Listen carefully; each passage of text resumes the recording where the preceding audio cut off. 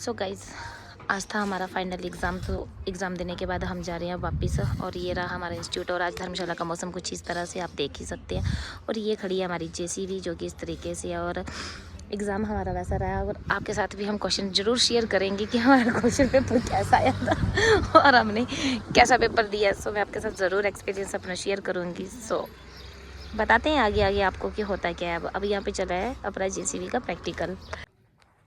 हाय दोस्तों, welcome back to my YouTube channel. So कैसे हो गाइज आप लोग? मैं भी मस्त हूँ एकदम से, बहुत ही ज़्यादा बढ़िया। और अभी बैठी हूँ मैं रूम में, क्योंकि आज है मंडे और मैं आज गई नहीं हूँ, नहीं तो ट्रक में नहीं तो कहीं भी।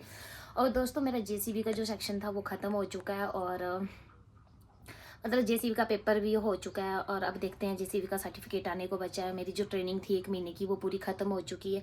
सो गाइज, मैं आपको दिखाती हूँ कि जेसीबी का जो हमारा टेस्ट था, रिटर्न टेस्ट हुआ है, वो कैसा टेस्ट हुआ है और क्या क्या क्वेश्चन आए थे। सो मैं आपको दिखाती हूँ अभी वीडियो में।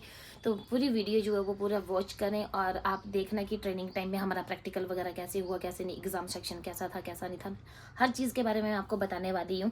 सो गाइज, मैं अभी दिखाती हूँ आपको अपना क्वेश्चन पेपर, जो कि मतलब किस तरीके से क्वेश्चन आते हैं और किस तरीके से नहीं। बट ये है सिर्फ ओनली जेसीबी के क्वेश्चन।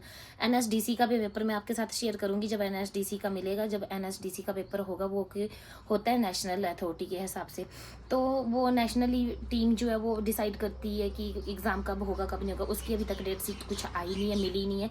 सो मैं आपको अभी दिखाती हूँ अपना जेसीबी का क्वेश्चन पेपर, उसके आंसर भी आपको बताती हूँ साथ साथ में कि इसका आंसर क्या होगा क्या नहीं होगा। सो एंड दूसरा गाइज, मेरी ये चलिए स्टडी, और नेक्स्ट मंथ मेरे इसके भी एग्ज़ाम है चंडीगढ़ में। तो चलो, अभी के लिए मैं आपको इस ब्लॉग में मैं आपको दिखाने वाली हूँ क्वेश्चन पेपर, जो कि जेसीबी का क्वेश्चन पेपर पैटर्न किस हिसाब से आता है और क्या क्या रहता है। सो चलो देखते हैं अब। तो दोस्तों, कुछ इस तरह से मिलता है हमें क्वेश्चन पेपर। इस तरह से हमारा क्वेश्चन पेपर आया था, और ये है एमसीएम जेसीबी। ये एमसीएम जो है वो ट्रस्ट का नाम है जहाँ से हमने जेसीबी का कोर्स पूरा किया है, और ये है डिस्ट्रिक्ट कांगड़ा, धर्मशाला, खनियारा में। सो गाइज, हम लड़कियों का जो बैच था वो था 11th, एंड डेट थी इसकी 9/4/2025 को हमारा एग्ज़ाम हुआ था, फाइनल एग्ज़ाम। इसके बाद जो है, इस एग्ज़ाम को देने के बाद जो है, हमें जेसीबी का सर्टिफिकेट हमारे हैंड में आ जाता है। सो गाइज, इसमें पहला क्वेश्चन आया था कि फुल फॉर्म ऑफ जेसीबी। तो गाइज, फुल फॉर्म होती है जेसीबी की, क्योंकि ये जो जेसीबी है ये कंपनी का नाम है, लेकिन ये बनाई किसने थी वो उनका नाम है। तो उनका नाम था Joseph Cyril Bamford. So guys, दूसरा क्वेश्चन था इसमें, which company and how much house power engine is in the machine. तो गाइज, इसमें जो था कि पूछा गया था हमसे कि किस कंपनी का जो है इंजन लगा हुआ है, एंड इसकी इंजन की जो होती है वो हाउस पावर कितनी है। तो दोस्तों, इसमें दो मॉडल आते हैं, एक था 448 और एक है 449 का। तो गाइज, इसमें जो इंजन आता है वो 49 HP का भी आता है एंड 74 HP का भी आता है। लेकिन हमारे पास जो मशीन थी वो 49 HP की थी, मतलब 49 हाउस पावर की थी। सो गाइज, इसमें जो इंजन था वो जो होता है वो जेसीबी की ही अपनी कंपनी का फिटेड इंजन है, कि बाहर की कंपनी का कोई इंजन फिट नहीं हुआ है। वो इंजन जो है वो खुद ही मैन्युफैक्चरिंग होती है जेसीबी की, और 49 हाउस पावर का इसमें इंजन लगा हुआ था। सो गाइज, तीसरा क्वेश्चन है, what are the intel RPM and maximum RPM of the machine.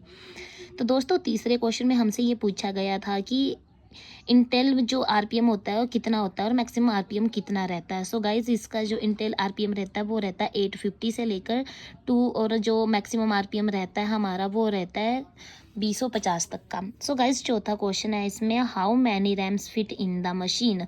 तो मतलब मशीन में कितने रैम्स होते हैं। तो गाइज, मशीन में जो होते हैं वो टोटल 12 रैम्स रहते हैं। एंड पांचवा क्वेश्चन था, what are the function of 6-in-1 machine. So guys, इसमें पूछा गया था कि 6-in-1 जो मशीन होती है वो क्या कार्य करती है। तो उसका कार्य रहता है गाइज, अपना डोजिंग करना, डिगिंग करना, स्प्रेडिंग करना, लेवलिंग करना, लोडिंग करना। ये इसके 5 पॉइंट थे। सो गाइज, आप देख सकते हैं कि छठा क्वेश्चन है, मशीन के पिछले टायर की साइज़ और हवा जो है वो कितनी रहती है। तो पिछला जो टायर होता है उसकी जो साइज़ रहता है वो साइज़ रहता है 9.16 128, एंड जो उसमें हवा होती है वो हम जो है उसमें फिल करवा सकते हैं 70 से 80 तक की हवा जो है हम उसमें भरवा सकते हैं। एंड गाइज, सातवां क्वेश्चन है कि मशीन में कितने ग्रीस निपल होते हैं। सो गाइज, देखो, मशीन में अलग अलग तरीके के निपल्स हॉल होते हैं। सो जो हमारी 3DX मशीन थी उसमें जो है ग्रीस निपल जो है वो 58 है। सो 8वां क्वेश्चन है हमारा, मशीन में डीजल और हाइड्रोलिक टैंक की कितनी क्षमता होती है।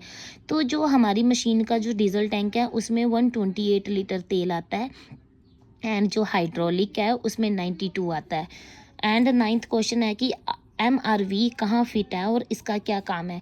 तो गाइज MRV की जो फुल फॉर्म है वो है मेन रिलीफ वाल्व, और ये जो है ये लोडर की साइड को लोडर वाल्व ब्लॉक की तरफ को फिटेड होता है, और ये जो है ये हाइड्रोलिक प्रेशर रिलीज़ करता है। ठीक है, हाइड्रोलिक प्रेशर को रिलीज़ करता है, और इसकी जो हाइड्रोलिक प्रेशर की क्षमता रहती है वो रहती है 3300 PSI, एंड 2000 RPM के हिसाब से 3300 PSI मतलब 3300 प्रेशर के हिसाब से ये जो है वो उठाता है। एंड 10वां क्वेश्चन था इसका कि मशीन से डिगिंग से खुदाई करने की क्षमता कितनी होती है। तो गाइज इसमें जो जिस हिसाब से था MM के हिसाब से लिखा जाता है, तो ये रहता है 4.77 mm। एंड गाइज उसके बाद जो है इसकी जो मेन डिगिंग करने की क्षमता रहती है कि कितना फुट ये गहरा गड्ढा कर सकती है, तो वो रहता है 12 से 13 तक का फुट का ये गड्ढा खोद सकती है। सो गाइज 11वां क्वेश्चन था वो मैंने किया नहीं था क्योंकि वो ड्रॉ करने के लिए था। सो अब आते हैं हम 12वें क्वेश्चन में, मशीन में कितने गियर और डंप स्विच क्या काम करता है। तो गाइज हम डंप स्विच उसको बोलते हैं जो कि हमारे ट्रांसमिशन में लगा होता है, जहाँ से हम गियर शिफ्टिंग करते हैं, और मशीन में गियर जो होते हैं वो 8 गियर होते हैं। एंड मशीन में लोडर बकेट एक्सवेटर बकेट का क्या साइज़ है। जो हमारा लोडर बकेट है गाइज उसका साइज़ रहता है 1.1 क्यू मीटर, एंड जो एक्सवेटर बकेट है उसका साइज़ है 0.26। एंड गाइज 14वां क्वेश्चन है कि मशीन में कितने वाट्स और कितने एम्पियर की बैटरी फिट होती है। तो इसमें जो अपना है 12 वोल्ट की जो बैटरी है और 130 एम्पियर्स की बैटरी फिट की जाती है। 15वां क्वेश्चन है कि मशीन के एक्सवेटर साइज़ की कोई 4 अटैचमेंट लिखें। सो गाइज मुझे ये आती थी बट मुझे अभी भी पूरी प्रॉपर याद नहीं है। इसके साथ ऑगर फिट कर सकते हैं, ब्लूटूथ हम कर सकते हैं, बकेट हम कर सकते हैं, बाकी मुझे प्रॉपर तरीके से इतना याद नहीं है। सो ये चीज़ मैंने लिखी है, बट मैंने इतना लिखी है जितना मैंने आपको बताया। उसके बाद था मशीन के कोई 2 अटैचमेंट लिखे। तो गाइज ये क्वेश्चन मैंने छोड़ दिया था क्योंकि मैं लिखने वाली थी, बट मेरे को फिर समझ नहीं आ रही थी कि मैं कौन सी लिखूं, तो मैंने ये छोड़ दिया था। वैसे हम इसमें 2 अटैचमेंट ये भी लिख सकते हैं, लोडर एंड एक्सीवेटर, कोई बड़ी बात नहीं थी इसमें। एक्सीवेटर कर सकते थे, एक्सीवेटर बकेट कर सकते थे, कुछ भी था ऐसा लिख सकते थे हम, बट मैंने नहीं लिखा है जो सही से। मैं आपके साथ कोई फेक नहीं कर रही हूँ, कुछ वो नहीं कर रही, जो मैंने जैसा पेपर मैंने लिखा है मैं आपको वही बता रही हूँ। उसके बाद था कि मशीन में वाटर सेपरेटर को कितने घंटे बाद साफ़ किया जाता है। सो गाइज मुझे ये भी पता था, ये 50 हावर्स के बाद जो होता है हमें वाटर जो होता है वो साफ़ करना पड़ता है, ड्रेन करना पड़ता है। बट मेरी प्रॉब्लम ये रही कि मैं भूल गई थी और मुझे प्रॉपर तरीके से याद नहीं आ रहा था, तो मैं ये भी छोड़ आई। उसके बाद 18वां क्वेश्चन था कि इंजन ऑयल ट्रांसमिशन ऑयल को कितने घंटों बाद बदला जाता है। सो गाइज जो इंजन ऑयल रहता है हमारी मशीन में इंजन ऑयल आता है 15 लीटर, लेकिन इसको जो है इसकी जो सर्विस है वो 500 घंटे के बाद वापस मतलब नया इंजन ऑयल डाला जाता है, और जो ट्रांसमिशन ऑयल है वो 1000 घंटे के बाद इसकी सर्विस करवाई जाती है। लेकिन दोस्तों मैं ये क्वेश्चन गलत कर आई हूँ, मैंने 1000 और 2000 लिखा ही हूँ, मैं इतनी बड़ी स्टूपिड हूँ। और सच में दोस्तों मुझे ये पूरे सारे के सारे क्वेश्चन आते थे, बट पता नहीं यारो मैं क्यों ऐसे ही गड़बड़ कर आई। मशीन के लोडर और एक्सीवेटर सिस्टम में हाइड्रोलिक प्रेशर कितना होता है। सो गाइज ये भी लिखा था मैंने। तो हाइड्रोलिक का जो रहता है वो मैंने आपको बताया था कि 3300 PSI का रहता है, और जो लोडर का रहता है वो रहता है पूरी जो हमारा रहता है मशीन का वो रहता है पूरा 1800 kg का रहता है। तो ये मैंने लिखा है, बाकी मुझे नहीं पता इसका कितना क्या रहेगा, मैंने इतना डीपली नहीं पढ़ा, और ना ही तो मेरे पास इसके आंसर हैं अब देखने के लिए कि मैंने सही आंसर लिखा है या गलत। तो गाइज ये लास्ट क्वेश्चन पूछा था 3DX और 4DX मशीन में कोई 3 अंतर लिखो। तो दोस्तों मैंने ये भी क्वेश्चन छोड़ दिया था, लेकिन हमारी 3DX और 4DX में मशीन में अंतर ये है कि वो देखने में भी थोड़ी बड़ी है, साइज़ में बड़ी है, उसका काम भी थोड़ा बड़ा है, और उसकी जो लोडर साइड थी वो भी जहाँ पे हमारी 3DX मशीन का जो है 1.1 क्यू मीटर है, और इसमें जो था वो 1.2 हो गया है क्यू मीटर। तो कुछ इस तरह से अंतर थे, बट मैंने नहीं लिखा है। तो इसके बाद था कि मशीन की हाइड्रोलिक सर्विस कितने घंटे बाद होती है। तो गाइज इसका क्वेश्चन आंसर वही था 1000 घंटे बाद। सो गाइज इतने से क्वेश्चन आए थे और बहुत ईजिली क्वेश्चन आए थे और बहुत ईजिली पेपर आया था, लेकिन मैं फिर भी बहुत ज़्यादा बेवकूफ़ी कर आई हूँ। क्यों? क्योंकि मेरे जैसा बेवकूफ़ इंसान तो इस दुनिया में पैदा ही नहीं हुआ है। आई थिंक मुझे ऐसा लगता है। मतलब मैं 10 मिनट में पेपर देख के उठ गई थी यार। सच में यार बहुत अच्छा था। पता क्यों? क्योंकि हमारे जो टीचर थे राजीव सर, अब बहुत अच्छा पढ़ाते थे, बहुत ही अच्छे से हमें उन्होंने हर एक छोटी सी छोटी चीज़ बताई है। फिर भी हम नहीं करेंगे तो गाइज वो गलती हमारी थी, और सच में मतलब वो गलती मेरी थी कि मैं ढंग से अपना पेपर अटेम्प्ट नहीं करके आई। वरना पूरे के पूरे कितने टोटल 21 क्वेश्चन थे, और 21 क्वेश्चन इतने टफ नहीं थे कि हम कर नहीं सकते थे। बहुत इजीली क्वेश्चन आए थे। और दोस्तों कुछ इस तरह से जेसीबी का पेपर आता है, और कुछ इस तरह से हमें थ्योरी में सब कुछ पढ़ाया गया है, प्रैक्टिकल में हमें हर चीज़ बताई गई है। मशीन के बारे में हमें छोटी सी छोटी चीज़ बताई गई है। मतलब जितना नॉलेज मुझे गाड़ी के बारे में नहीं था, बल्कि मैं गाड़ी ड्राइव करती हूँ, सब कुछ करती हूँ, बट मुझे फिर भी इतना नॉलेज नहीं था। सो दोस्तों मतलब उसके बाद ये हुआ कि मेरे को मतलब जेसीबी में जाने के बाद एंड बस की ट्रेनिंग के लेने के बाद मुझे काफ़ी चीज़ों का नॉलेज हुआ। लेकिन वही चीज़ है ना कि ये नॉलेज सिर्फ हमारे पास 1 महीने तक ही रहेगा। अगर हम इसको कहीं यूटिलाइज नहीं करते हैं तो हमें ये शायद यहीं तक ही रह जाएगा ये नॉलेज। इसके बाद हम इसको गेन नहीं कर पाएंगे। क्यों? क्योंकि थोड़े टाइम तक हम भूल जाते हैं, ये थोड़े टाइम तक ही हमें याद रहेगा। सो चलो दोस्तों, आपके साथ मैंने अपना एक्सपीरियंस शेयर करा, मुझे बहुत अच्छा लगा। जेसीबी सीख के भी बहुत मज़ा आया। और सच में मतलब मैंने 1 महीने की ट्रेनिंग करी और बहुत अच्छे से ट्रेनिंग करी। यहाँ बीच में कुछ इश्यूज़ मेरे को बहुत फेस करने को मिले, चलो वो भी मैं आपको बताऊँगी थोड़े टाइम बाद कि मेरे को क्या क्या फेस करना पड़ा, क्या कुछ नहीं करना पड़ा, क्या मैंने वहाँ पे फेस करा, क्या सिचुएशन मैंने फेस करी। मैं इसके ऊपर भी पूरा व्लॉग बनाऊँगी।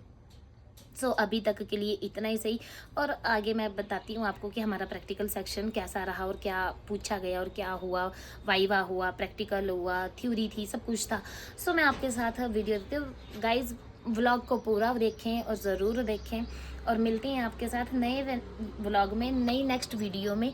और आई होप नया व्लॉग मैं आपके लिए कुछ अच्छा लेके आऊँ जिसको देख के आपको भी इंटरेस्ट बने, और मेरे वीडियो को लाइक करें, शेयर करें, और चैनल को सब्सक्राइब ज़रूर करें, क्योंकि दोस्तों आप लोगों का ही सपोर्ट है। सो धन्यवाद आपका तहे दिल से। चलो बाय बाय दोस्तों।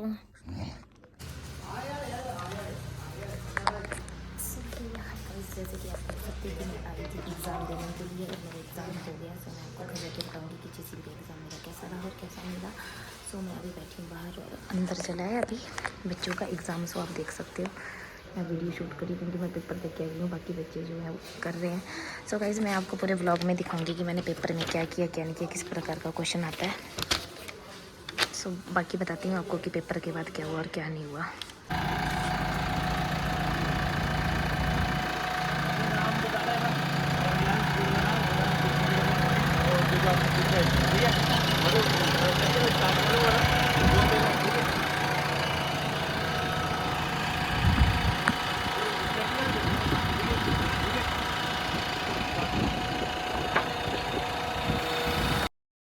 तो दोस्तों कुछ इस तरह सा हुआ प्रैक्टिकल, और यहाँ पे मैं खड़ी थी और पीछे हमारे इंस्टीट्यूट की लड़कियाँ भी थी बाकी, और ये एक लड़का था जो हमारे साथ सीखता था। चलो दोस्तों वीडियो को लाइक करें, शेयर करें, चैनल को सब्सक्राइब करें। Bye bye.